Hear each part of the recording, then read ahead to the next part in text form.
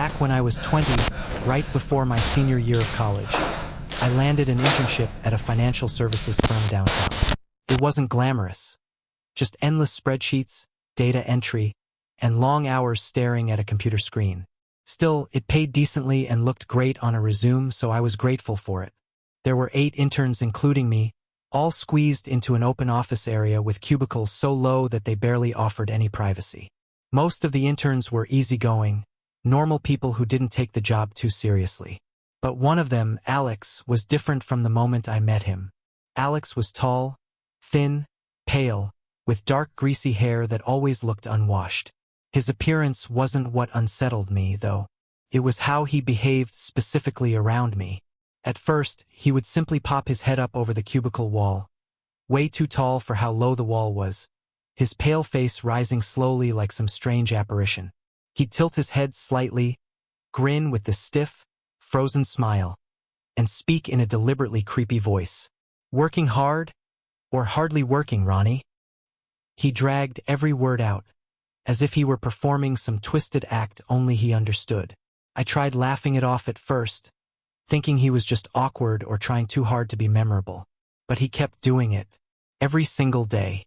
At least once a day, his head would rise above the divider, the same unsettling smile plastered across his face, as he muttered bizarre lines that never made sense. The worst part was that he only did it to me, no one else. Some interns assumed we had some private joke going on.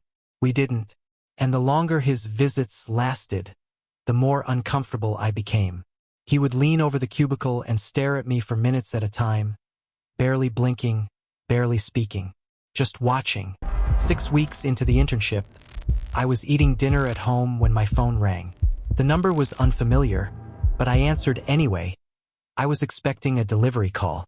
I heard nothing at first. Then, suddenly, a voice I recognized instantly. Alex. But this time, he shouted into the phone, using that same creepy tone he used at work. "The tide's coming in. Pull your boat out of the water."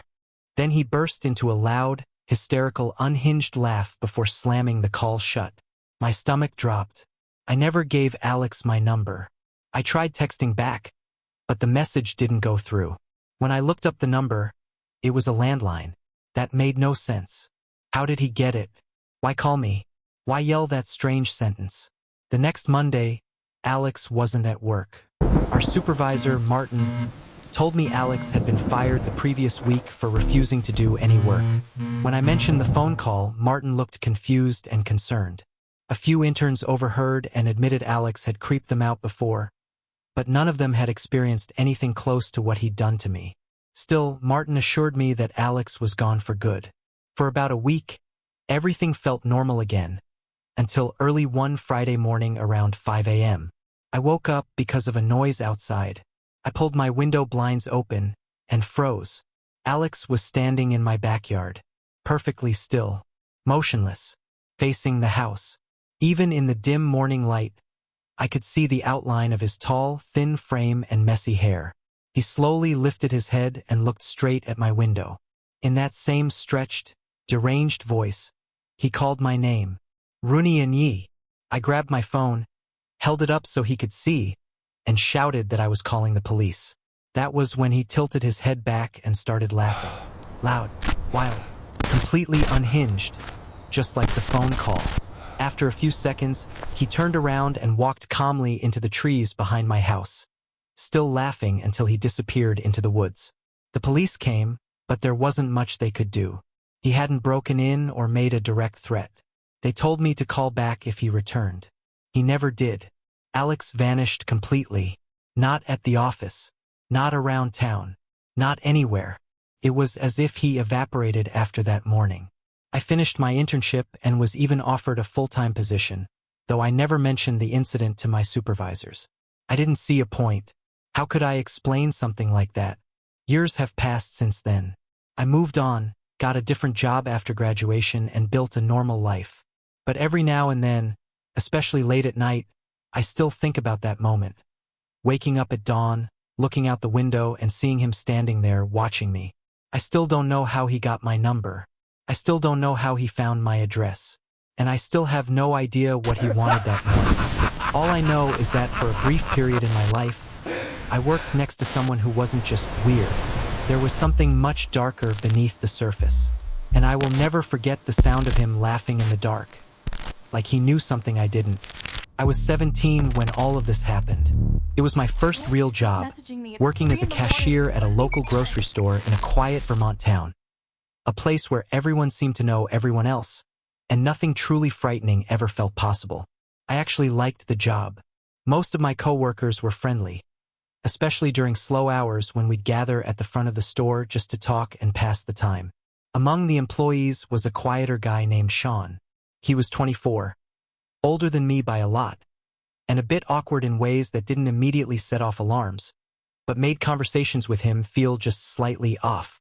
He worked in the dairy section, so I rarely interacted with him. He wasn't rude or creepy at first. He was just there.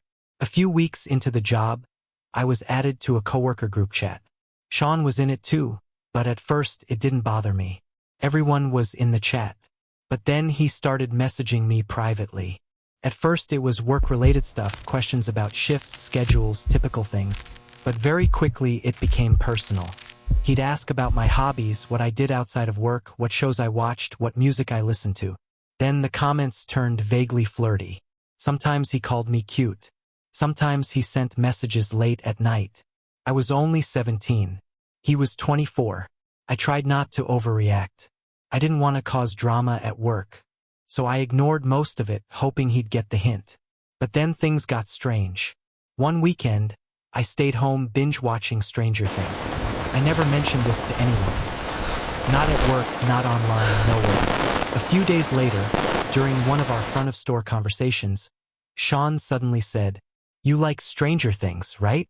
The way he asked it, like he already knew, made my stomach drop. I tried to play it off, but it left a cold pit inside me. How did he know what I watched in my bedroom, alone? I shrugged it off, but the uneasy feeling stayed with me for days. Then one night, I heard a scraping sound at my bedroom window. A soft, deliberate tapping. Not the wind, not a branch. Something else. Someone else. When I peeked outside, no one was there, but the sound echoed in my head for hours. I barely slept that night. A few days later, Sean messaged again. Another weirdly personal comment. This time, I didn't hold back. I told him clearly I wasn't interested and asked him to stop messaging me. His response came instantly. "Okay, good luck changing your address." That single sentence confirmed everything I had feared. He knew where I lived. I screenshotted everything and immediately told my manager. Shocked, he assured me he'd handle it. My dad took me to the police department where we filed a report. The next day, Sean was called into the manager's office. He never came back out. They fired him on the spot, and the police began working on a restraining order. I thought maybe that would be the end. But the fear didn't go away. For weeks, I double-checked every lock in the house. I refused to answer calls from unknown numbers. Every time I tried to sleep, I kept imagining footsteps outside my window. Even with the restraining order in place, I didn't feel safe. Paper doesn't stop someone who's truly unstable. Eventually, though, nothing happened. No messages. No tapping on my window. No sudden appearances. The silence stretched into months. The fear slowly faded. I returned to some sense of normal life, got more comfortable walking alone, and even stopped thinking about Sean altogether. But the experience left a mark on me, one I didn't fully understand until later. I became hyper-aware of my surroundings, cautious about who I spoke to, and more protective of my privacy. I learned to trust my instincts, even when the danger seems subtle at first. Looking back, what scares me the most isn't that Sean might have tried to harm me physically.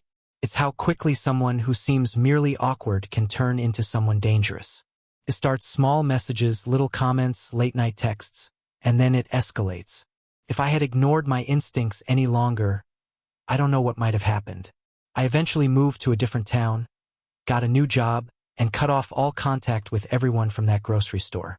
But the memory of lying in bed, convinced someone was outside my window, that never fully goes away.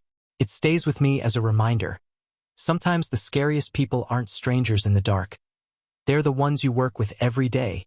The ones who learn your habits, your schedule, your routines. The ones who notice you before you ever notice them. And sometimes you don't realize you're being watched until it's too late. I was 26 when I started working at a small insurance office tucked behind a strip mall in Pennsylvania. The building itself always had a gloomy feel. Low ceilings, flickering fluorescent lights, the constant smell of burnt coffee. It wasn't glamorous, but it paid well enough, and I liked most of the people who worked there. The job was simple, especially on slow days when the phones barely rang. One Friday, I was scheduled to help close up the office because we were behind on filing client records. A massive storm warning had taken over the local news that morning. Thick clouds swallowed the sky, and by 3 p.m., rain was coming down so heavily you couldn't see the other side of the road. The thunder shook the windows every few minutes. Most employees were sent home early, but I volunteered to stay. The only other person who stayed was a new coworker named Tom. He'd been there for about 2 weeks. He was in his early 30s, tall, quiet, and off. Not creepy at first, just strange.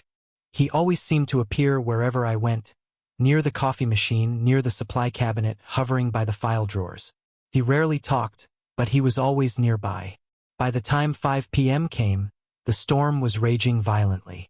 Lightning flashed so frequently that the entire office pulsed with harsh white light. Tom sat a few rows down, typing something on his computer that didn't look like real work. Every time I glanced up, he was already looking at me. Around 6:30, the power flickered once. Then again, until finally the entire building went pitch black. The emergency lights activated, flooding the office with a dim amber glow that made everything look distorted and wrong. I tried to joke that maybe we should head home, but Tom didn't respond. Instead, I heard keys jingling, and then the sound of the front door locking. He turned to me and said, almost too calmly, "It's not safe to go outside right now." Something about his tone sent chills up my spine. I said nothing, trying to keep calm. I walked toward the break room to call my boyfriend, but there was no signal. The landline was dead too. The storm must have knocked out the tower. When I turned around, Tom was standing in the doorway of the break room, blocking the exit. I hadn't heard him walk up.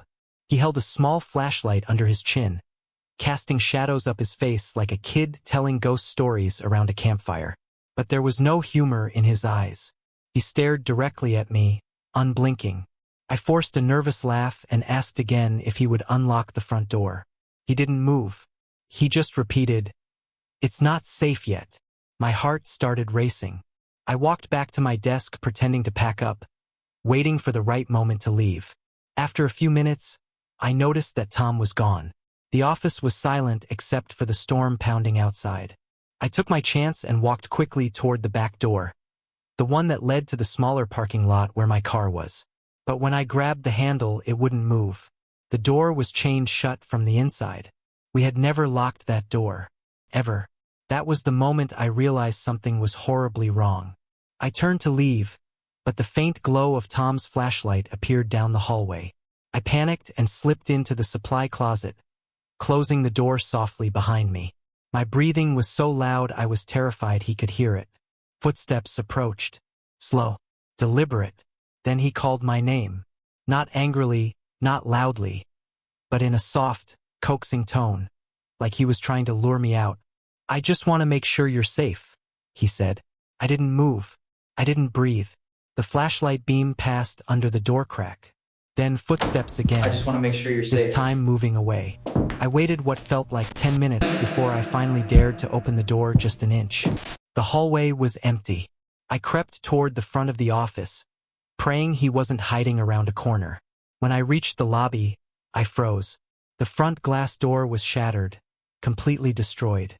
Rain blew inside, soaking the carpet. Wind howled through the opening. Papers were scattered everywhere. But Tom was nowhere.